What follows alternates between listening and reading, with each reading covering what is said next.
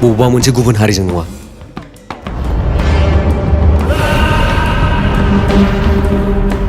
जोंनि बे दावहाया जोंनि थागिबि हायाव मोननांगौ मोनथायनि थाखायसो। दिनैनिफ्राय जुदि सोरबाफोर जोमैखौ हेरेसमेन्ट होयोब्ला बिनि फिननायखौ आं होगोन।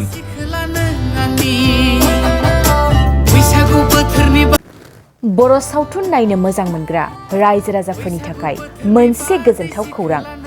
राजा नार्जारीजों सुजुजानाय आरो बिथोन होजानाय मोसा सावथुनखौ फैगौ 12 सेप्तेम्बराव क'क्राझार जिल्लानि सिङाव थानाय दतमा ओनसोलनि दाङारकुथि गामिनि जावलिया देवान फोथाराव बे मोसा बर' सावथुनखौ रिलिज खालामनाय जासिगोन।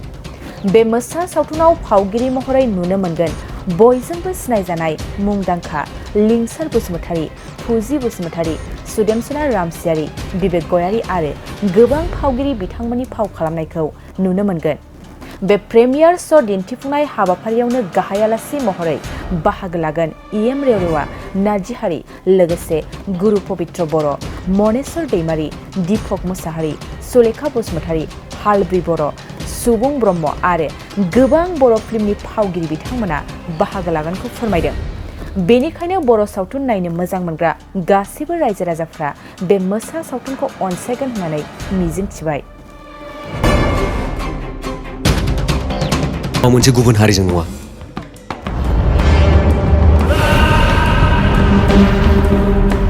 जोंनि बे दावहाया जोंनि थागिबि हायाव मोननांगौ मोनथायनि थाखायसो।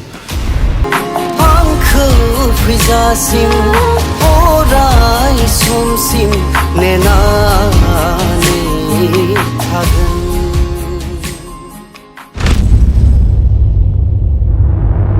आंनि मेलेमा हाया सोदोबखौ बुजिया, बुजायोसो मिन्थिखायोना नोंसोर? हाब बेलाय आला लायबाय।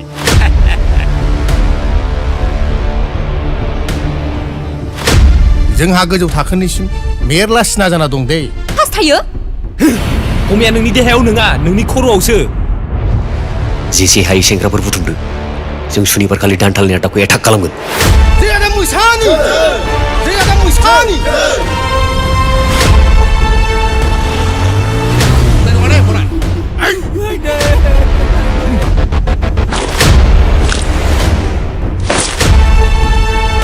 नोंनि बरादा नोंखौ खेबसे बासायनो हागौ, खेबनै नङा। बे जायगानि सोरजिगिरिया आंसो। सियालफ्रा जेसेखि सालाक जायामोन, हाग्रायाव गावनिफ्राय फिसासिन जुनारखौसो बुथारनानै जानो हायो। नोंसोर आंखौ बुथारनो? मोसासो आं, मोसा! खुलुमबाय, आं गेमस्रि दैमारि। बर' सावथुन नायनो मोजां मोनग्रा रायजो राजा नोंथांमोननिसिम मोनसे गोजोनथाव खौरां। फैगौ 12 सेप्तेम्बर खालार खालि बर' सावथुन मोसाखौ क'क्राझार डिस्ट्रिक्टनि दतमा ओनसोलनि दाङारकुथि गामियावहाय जावलिया देवान क्लाब फोथारावहाय गाजा गोमजायै रिलिज होनाय जासिगोन। बेनि थाखायनो आं बयबो रायजो राजा नोंथांमोनखौ लैहोर लैहोर फैनानै बे सावथुनखौ नायफैनो थाखाय खावलायहरनाय थाबाय। गोजोन्थों। गासैनिसिमबो खुलुमबाय। बर' सावथुन नायनानै मोजां मोनग्रा रायजो राजा नोंथांमोननिसिम मोनसे गोजोनथाव खौरां। बे बोसोरनिनो आबुं सावथुन मोसा, जाय सावथुनखौहाय बिथां राजा नार्जारीया सुजुदों आरो बिथोन होदों। बे सावथुनखौनो फैगौ सेप्तेम्बर दाननि 12 खालार खालि क'क्राझार जिल्लानि सिङाव थानाय दतमा ओनसोलनि दाङारकुथि गामिनि जावलिया देवान क्लाब फिल्डआवहाय दिन्थिनो थाखाय लाहार फाहार खालामनाय जाबाय। बेनि थाखायनो बै सानखालि नोंथांमोन गासिखौबो फैनानै जोंनि बे मोसा सावथुनखौहाय नायफैनो थाखाय गुरै खावलायहरनाय जाबाय। गोजोन्थों। गिबियावनो बयनिसिमबो आंनि अननाय आरो सिबिनायखौ जासिहरनाय थाबाय। बर' सावथुनखौ मोजां मोनग्रा आइ आफा बिदा बिनानावमोननिसिम दिनै मोनसे जोबोद मोजां खौरां लानानै फैदों आङो। फैगौ 12 सेप्तेम्बर खालार खालि क'क्राझार डिस्ट्रिक्टनि सिङाव थानाय दतमा ओनसोलनि दाङारकुथि गामिनि जावलिया देवान क्लाब फोथाराव मोसा सावथुनखौ बेखेवनाय जासिगोन। बेनि थाखायनो गासिबो रायजो राजा नोंथांमोनखौ लैहोर लैहोर फैनो थाखाय गुरै खावलायहरनाय जाबाय। गोजोन्थों।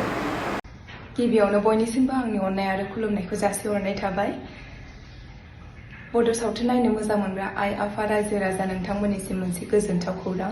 फैगौ 12 सेप्तेम्बर खालार खालि क'क्राझार डिस्ट्रिक्टनि सिङाव थानाय दतमा ओनसोलनि जावलिया देवान फोथार क्लाबाव बड' सावथुन मोसाखौ गाजा गोमजायै रिलिज खालामनाय जासिगोन। बेनिखायनो बयबो रायजो राजा नोंथांमोनखौ लैहोर लैहोर फैनानै बे बड' सावथुन मोसाखौ नायफैनो थाखाय गुरै खावलायहरनाय जाबाय। गोजोन्थों। खुलुमबाय। गिबियावनो आंनि अननाय आरो सिबिनायखौ गासैनोबो हरबाय। बर' सावथुन नायनानै मोजां मोनग्रा रायजो राजाफोरनि थाखाय मोनसे मोजां रादाब दङ। फैगौ 12 सेप्तेम्बर खालार खालि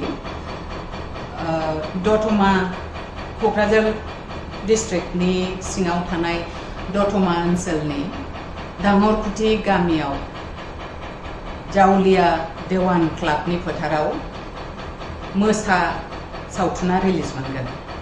बे सावथुनखौ डाइरेक्सन खालामदों राजा नार्जारिया। नोंथांमोना गासैबो अननानै लैहोर लैहोर फैनानै बे सावथुनखौ नायफैदो आरो दिहुनगिरिफोरनो थुलुंगा होफैदो। गोजोन्थों। खुलुमबाय। गिबियावनो बयनिसिमबो आंनि अननाय सिबिनायखौ जासिहरनाय थाबाय। बर' सावथुन नायनो मोजां मोनग्रा रायजो राजानिसिम मोनसे गोजोनथाव खौरां। फैगौ 12 सेप्तेम्बर खालार खालि क'क्राझार डिस्ट्रिक्टनि सिङाव थानाय दतमा ओनसोलनि दाङारखुथि गामिनि जावलिया देवान क्लाब फोथाराव मोसा सावथुनखौ गाजा गोमजायै रिलिज खालामनाय जासिगोन। बेनिखायनो नोंथांमोनखौ बै सानखालि बयखौबो लैहोर लैहोर फैनानै बड' सावथुन मोसाखौ नायफैनो थाखाय गुरैयै खावलायहरनाय थाबाय। गोजोन्थों। खुलुमबाय, आं मनिषा मुसाहारि। गिबियावनो आं आंनि गोसो गोरबोनिफ्राय अननाय आरो सिबिनायखौ जासिहरग्रोनाय थाबाय। फैगौ 12 सेप्तेम्बर खालार खालि क'क्राझार डिस्ट्रिक्टनि सिङाव थानाय दतमा ओनसोलनि दाङारखुथि गामिनि जावलिया देवान क्लाब फोथाराव जोंनि मोसा सावथुनखौ गाजा गोमजायै रिलिज खालामनाय जासिगोन। बेनिखायनो गासै रायजो राजा नोंथांमोनखौ लैहोर लैहोर फैनानै बे जोंनि सावथुनखौ नायफैगोन होननानै मिजिंथिबाय आरो नायनानै मोजां मोनगोन होननानै आसा खालामबाय। गोजोन्थों। गाव गावनि देहाखौ गोग्गो आरो गोख्रों खालामनो गोसो गुदुं लाइमोन एबा सुबुंफोरनि थाखाय मोजां खौरां। क'क्राझार सोहोरनि खोदोमथलायाव लानानै फैदों फिट सिटी मुंनि मोनसे जिम सेन्टार। सोरांस्रि नार्जारिनि गोदानै बेखेवजानाय फिट सिटी मुंनि जिम सेन्टाराव फैनानै नोंथाङा नोंथांनि देहाखौ गोग्गो आरो गोख्रों खालामना लादो। अब्ला मानोथो गोबाव खालामखो? नोंथाङा थाबैनो फिट सिटीआव एडमिसन लाहैदो। आबुंसिनै मिन्थिनो थाखाय 7896710934 नङाब्ला 9706677961 मबाइल नम्बराव कल खालामनो हागोन।